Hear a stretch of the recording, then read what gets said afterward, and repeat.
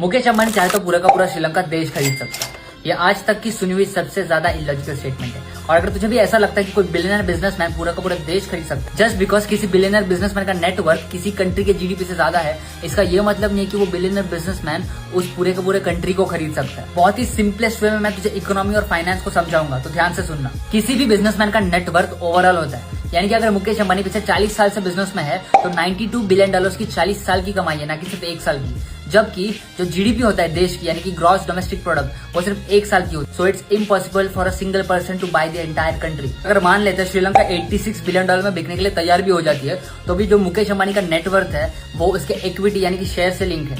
92 billion dollar Mukesh Ambani के जेब में या फिर बैंक में नहीं पड़े जो निकाल के दे देगा और कंट्री खरीद लेगा।